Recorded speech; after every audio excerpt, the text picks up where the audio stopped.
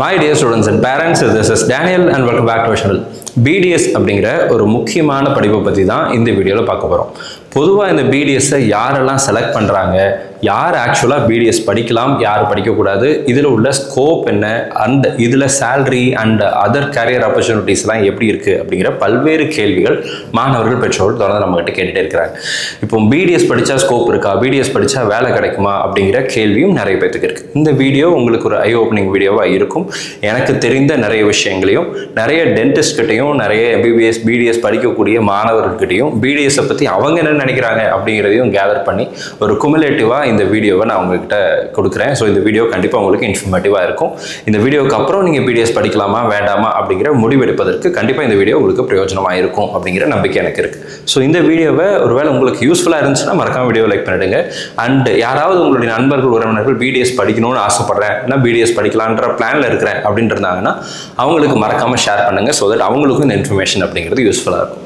So first thing, BDS யார் படிக்கலாம், who can study BDS அப்படின்றத பற்றி நான் உங்களுக்கு சொல்லிடுறேன். பொதுவாக இப்போதைக்கு சினாரியோ எப்படி இருக்குது அப்படின்னு சொல்லி கேட்டிங்கன்னா, நான் எம்பிபிஎஸ் ட்ரை பண்ணேன், எம்பிபிஎஸ் கிடைக்கல அப்படின்றவங்க பிடிஎஸ் போகிறாங்க.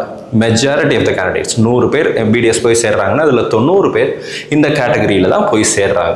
ரெண்டாவது, எனக்கு நீட்டில் மார்க் குறைஞ்சிருச்சு, எம்பிபிஎஸ் கிடைக்காது, அதனால பிடிஎஸ் தான் போகிறேன். இந்த ரெண்டும் கிட்டத்தட்ட ஒன்று தான். ஆனால் நீட்டில் எனக்கு மார்க் கம்மியாயிருச்சு, நான் எம்பிபிஎஸ்ஸே ட்ரை பண்ணல, டேரெக்டாக பிடிஎஸ் ட்ரை பண்ணுறேன், என் பேருக்கு முன்னாடி டாக்டருங்கிற ஒரு பட்டம் வேணும் அப்படின்னு நினைக்கிறவங்க தான் பொதுவாக பிடிஎஸ் அப்படிங்கிறது போடுறாங்க, ஜாயின் பண்ணுறாங்க மெஜாரிட்டியில். ஆனால் ரியாலிட்டியில் இந்த 2 கேட்டகரிக்காக நீங்கள் பிடிஎஸ் அப்படிங்கிறத சூஸ் பண்ணக்கூடாது. சரிங்களா? பிடிஎஸ் உண்மையாகவே உங்களுக்கு இன்ட்ரெஸ்ட் இருந்துச்சுன்னா, only if you have the real interest to become a dentist, டென்டிஸ்ட்ரியில் உங்களுக்கு இன்ட்ரெஸ்ட் இருக்குது, ஈடுபாடு இருக்குது அப்படின்னா மட்டும்தான் நீங்கள் பிடிஎஸ் அப்படிங்கிறது படிக்கணும். நேம் சேக்குக்காக, டாக்டருங்கிற பட்டம் கிடைச்சா போதுங்கிறதுக்காக, ஃப்ரெண்ட்ஸ் சொல்கிறாங்க, ரிலேட்டிவ் சொல்கிறாங்க, நம்மள மாதிரி யூடியூப் வீடியோஸ் பார்த்தோம் அல்லது டீச்சர்ஸ் சொன்னாங்க, இந்த மாதிரியான விஷயங்களுக்காக நீங்கள் டிசிஷன் அப்படிங்கிறது எடுக்கக்கூடாது. உங்களுக்கு ரியல் இன்ட்ரெஸ்ட் இருக்கா, பேஷன் இருக்கா, உங்களுக்கு அதில் ஆசை இருக்கா அப்படிங்கிறத நல்லா யோசிச்சு நல்லா தீர்க்கமாக முடிவெடுத்து கடைசியாக நீங்கள் பிடிஎஸ் அப்படிங்கிறத சூஸ் பண்ணலாம். ஏன்னா இதில் நிறைய சிக்கல்களும் இருக்குது, நிறைய நல்ல விஷயங்களும் நிறைய இருக்குது. நான் எல்லாத்தையும் உங்களுக்கு காமிச்சிடுறேன். And scope and career opportunities அப்படிங்கிறத பற்றி நான் உங்களுக்கு சொல்லியே ஆகணும். பிகாஸ் பிடிஎஸ்ஸை மட்டும் படித்து முடிச்சுட்டு நம்மளால் சர்வை பண்ண முடியுமா அப்படின்னு கேட்டால், இன்றைக்கி இருக்கிற சூழ்நிலையில் நிறைய டென்டிஸ்ட் கிட்ட பேசும்போது அவங்க என்ன சொல்கிறாங்க அப்படின்னா, பிடிஎஸ் மட்டும் படித்து முடிச்சுட்டு சர்வை பண்ணுறது ரொம்ப கம்மியான, அவங்களுடைய சேலரியாக இருக்கட்டும், அவங்களுடைய ஆப்பர்ச்சுனிட்டிஸாக இருக்கட்டும், எல்லாமே லிமிட்டடாக தான் இருக்குது. இப்போதைக்கு நீங்கள் பிடிஎஸோடு நிற்காமல் பிடிஎஸ்க்கு அப்புறம் எம்டிஎஸ் அப்படிங்கிறது மேண்டேட்ரியாக இருக்குது. அது வந்து ஒரு என்ட்ரி லெவல் கோர்ஸ் மாதிரி பிடிஎஸ் இருக்குது. அதுக்கப்புறம் நீங்கள் எம்டிஎஸ் பண்ணாதான் நீங்கள் ஒரு கிளினிக் போட்டால் கூட நல்லாயிருக்கும் அப்படின்றது தான் நிறைய டாக்டர்ஸ், நிறைய டென்டிஸ்ட் நம்மகிட்ட சொன்ன விஷயமா இருக்கு. ஸோ எம்டிஎஸ்ங்கிறது மோர் ஆர் லெஸ் கம்பல்சரிங்கிற மாதிரியான சூழ்நிலை அப்படிங்கிறது தான் இருக்கு. சரிங்களா? அடுத்ததா, இந்தியாவை விட அப்ராட்ல, ஓவர்சீஸ்ல, நிறைய வெளிநாடுகளில் இந்த பிடிஎஸ்னுடைய, அதாவது டென்டிஸ்ட்னுடைய நீட் அப்படிங்கிறது வந்து அதிகமாக இருக்கு. நீங்கள் பிடிஎஸ் முடிச்சு எம்டிஎஸ் முடிச்சு நீங்கள் அப்ராட் போறீங்க அப்படின்னா அங்கே உங்களுடைய கரியர் ஆப்பர்ச்சுனிட்டிஸ் அப்படிங்கிறது ரொம்ப அதிகம். நீங்கள் வாங்கக்கூடிய சேலரி அப்படிங்கிறதுமே ரொம்ப ஜாஸ்தியாக இருக்கும். அண்ட் நிறைய ஓப்பனிங்ஸ் அப்படிங்கிறது இருக்கு. ஜாப் ஆப்பர்ச்சுனிட்டிஸ் அப்படிங்கிறதும் நிறையவே இருக்கு இந்தியாவை விட.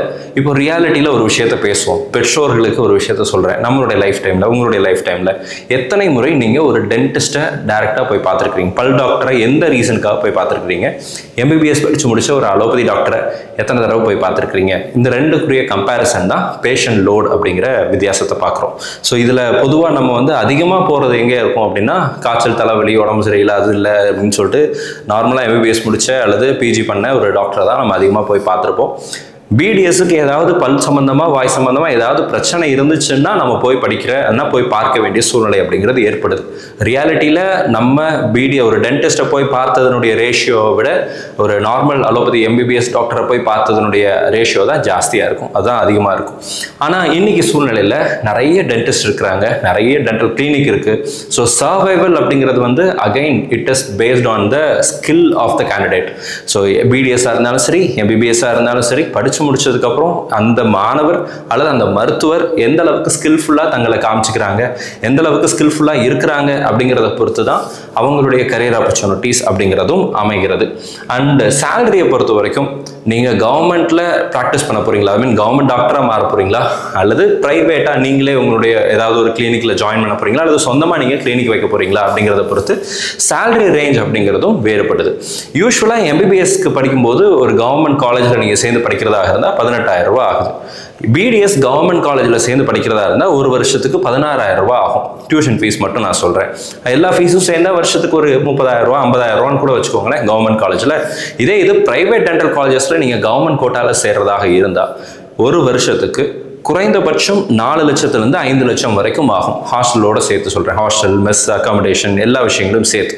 இந்த 5 லட்சம் இல்லாமல் அல்லது இந்த 4 லட்சம் இல்லாமல் நீங்கள் ஒவ்வொரு வருஷத்துலையுமே சில இன்ஸ்ட்ருமெண்ட்ஸ் அப்படிங்கிறது வாங்க வேண்டியிருக்கும்.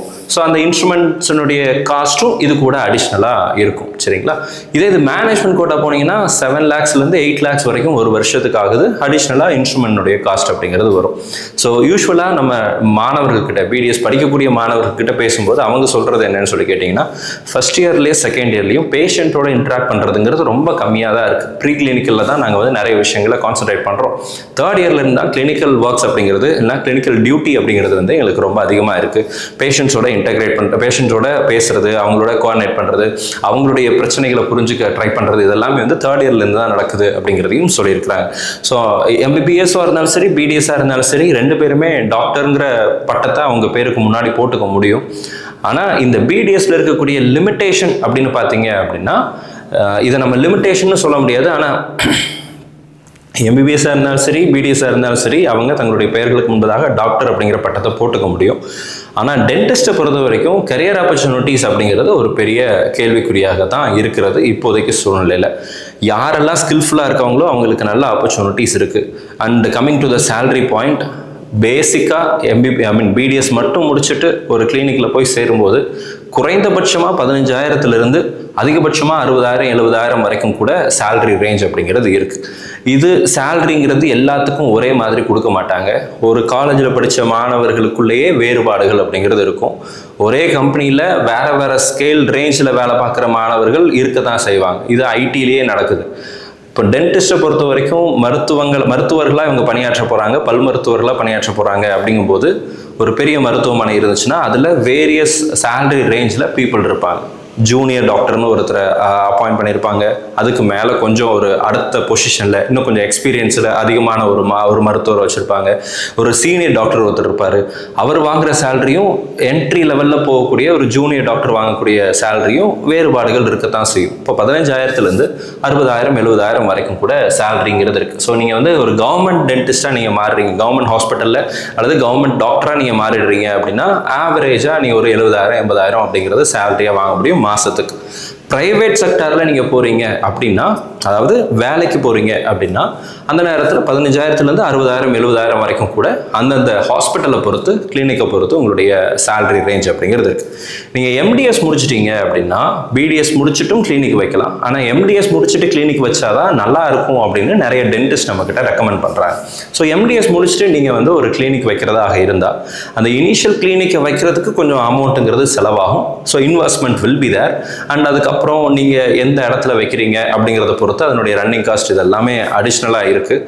அது எல்லாத்துக்கும் மேலே நீங்கள் எந்த அளவுக்கு பேஷண்ட்ஸோட இன்ட்ராக்ட் பண்ண போகிறீங்க, எந்த அளவுக்கு ஒரு நெட்வொர்க்கை பில்ட் பண்ண போகிறீங்க அப்படிங்கிறத பொறுத்து ஒரு நாளைக்கு நீங்கள் சம்பாதிக்கிறது பல ஆயிரங்கள்லேருந்து சில ஆயிரங்கள்லேருந்து பல ஆயிரங்கள் வரைக்கும் வருது. ஸோ கிளினிக் போடும்போது அந்த கிளினிக்கினுடைய பாப்புலாரிட்டியை பொறுத்து, உங்களுடைய பாப்புலாரிட்டியை பொறுத்து உங்களுடைய ஏர்னிங் பொட்டன்ஷியல் அப்படிங்கிறது இன்க்ரீஸ் ஆகும். ஸோ பிடிஎஸ்க்கு நிறைய ஆப்பர்ச்சுனிட்டிஸ் இருக்குது, நிறைய ஸ்கோப் இருக்குது. நல்ல ஏர்ன் பண்ணக்கூடிய டாக்டர்ஸும் டென்டிஸ்ட்டும் இருக்க தான் செய்கிறாங்க. அண்ட் சில அதே லெவலில் ஜாயின் பண்ண போது வாங்கின சேலரியிலேருந்து பெரிய அளவில் இம்ப்ரூவ்மெண்ட்டே ஆகாமல் அதே சேலரி ரேஞ்சிலேயே இருக்கக்கூடிய சில டென்டிஸ்டையும் நம்ம நேரடியாக பார்த்துருக்குறோம். அவங்களுடைய எக்ஸ்பீரியன்ஸும் நம்மக்கிட்ட ஷேர் பண்ணியிருக்கிறாங்க. ஸோ பிடிஎஸ் நீங்கள் சூஸ் பண்ணுறதாக இருந்தால் 5 வருஷம் முடிச்ச உடனே நான் வேலைக்கு போய் சம்பாதிக்க ஆரம்பிச்சிருவேன் அப்படிங்கிற மைண்ட் செட்டோடு இருந்தீங்க அப்படின்னா பிடிஎஸ் அப்படிங்கிறத கொஞ்சம் நல்லா யோசித்து முடிவெடுங்க.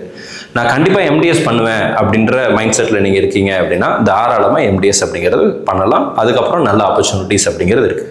ஒருவேளை நீங்கள் இந்தியாவில் ஒருவேளை எனக்கு வேலை கிடைக்கல, நினச்சபடி எனக்கு வேலை கிடைக்கல, நான் அப்ராடுக்கு போக தயாராக இருக்கிறேன், வேலைக்காக நான் அப்ராடுக்கு போக தயாராக இருக்கிறேன் அப்படின்னா தாராளமாக பிடிஎஸ் அப்படிங்கிறத நீங்கள் சூஸ் பண்ணலாம். ஸோ இந்த வீடியோனுடைய உள்ளான நோக்கம் என்ன அப்படின்னு சொல்லி கேட்டிங்கன்னா, பிடிஎஸ்னால் என்ன, அதனுடைய ஆப்பர்ச்சுனிட்டிஸ் என்னென்னங்கிறத நீங்கள் ரியாலிட்டியை புரிஞ்சுக்கிட்டு அதுக்கப்புறம் நீங்கள் இந்த கோர்ஸை சூஸ் பண்ணணும் அப்படிங்கிறது தான். ஆனால் பெரும்பான்மையான மாணவர்கள் சூஸ் பண்ணுறது அப்படிங்கிறது வந்து பேரண்ட்ஸுடைய கம்பல்ஷன்னாலேயோ அல்லது எனக்கு எம்பிபிஎஸ் கிடைக்கல அதனால் பிடிஎஸ் போகிறேன் அப்படிங்கிற மைண்ட் செட்லேயோ போகிறாங்க.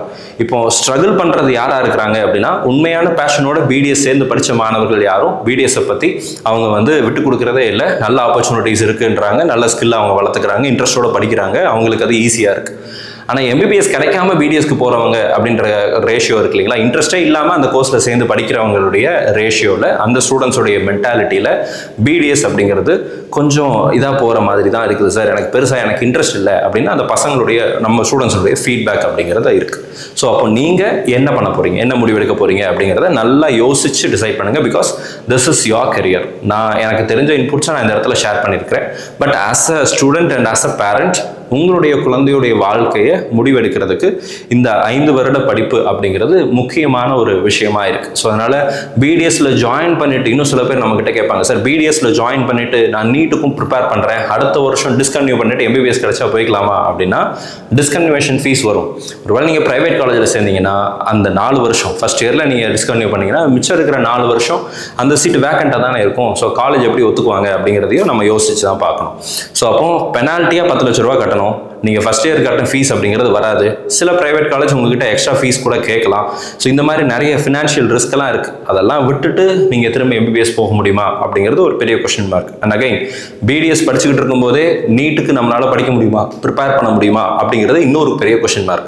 ஸோ அதனால் ஒன்று எடுத்தால் ஃபுல் ட்ராப் எடுங்க. இந்த பார்ஷியல் ட்ராப்புங்கிறது சக்ஸஸ் ரேட்டுங்கிறது ரொம்ப கம்மியாக தான் இருக்குது. உண்மையாகவே சின்சியராக படிக்கக்கூடிய ஹார்ட் ஒர்க் பண்ணக்கூடிய ஒரு சிலருக்கு தான் பார்ஷியல் ட்ராப்புங்கிறது ஒர்க் அவுட் ஆகுது. ஒன்று ரிப்பீட் பண்ணுறதாக இருந்தால் ஃபுல் ரிப்பீட் பண்ணுங்கள். இல்லை பிடிஎஸ் தான் அப்படின்னா அது மேலே முழுமையான இன்ட்ரெஸ்ட் ஈடுபாடு இருந்துச்சு அப்படின்னா தாராளமாக அதை சூஸ் பண்ணலாம். நாட் ஒன்லி பிடிஎஸ், எம்பிபிஎஸ்க்கும் இதே தான், இன்ஜினியரிங்க்கும் இதே தான். எந்த கோர்ஸாக இருந்தாலும் பிடிச்சி படித்தவங்களுக்கு, அந்த கோர்ஸ் மேலே இன்ட்ரெஸ்ட்டோடு படிக்கிறவங்களுக்கு அது கண்டிப்பாக யூஸ்ஃபுல்லான அவங்களுடைய லைஃப்பை மேலே கொண்டு போகக்கூடிய ஒரு கோர்ஸாக தான் அமையுது. ஸோ இந்த வீடியோ உங்களுக்கு ஒரு கிளாரிட்டி கொடுத்துருக்கோன்னு நினைக்கிறேன். இதுக்கப்புறம் நீங்கள் என்ன மாதிரியான முடிவு எடுக்க போகிறீங்க, பிடிஎஸ் படிக்க போகிறீங்களா இல்லையா, எம்பிபிஎஸ் போகிறீங்களா இல்லையா, ரிப்பீட் பண்ண போகிறீங்களா, இதெல்லாம் வந்து உங்களுடைய முடிவுக்குட்பட்டது. நீங்கள் நல்லா யோசிச்சு டிசைட் பண்ணுங்க. All the very best, thank you so much. நம்ம வீடியோ பார்க்கக்கூடிய மாணவர்கள் மற்றும் பெற்றோர்களுக்கு அவங்க விரும்பின மருத்துவக் கல்லூரிகள், மருத்துவ படிப்புகள் கிடைக்கணும்னு சொல்லி உங்களுக்காக நான் ப்ரே பண்ணிக்கிறேன். All the very best, thank you so much.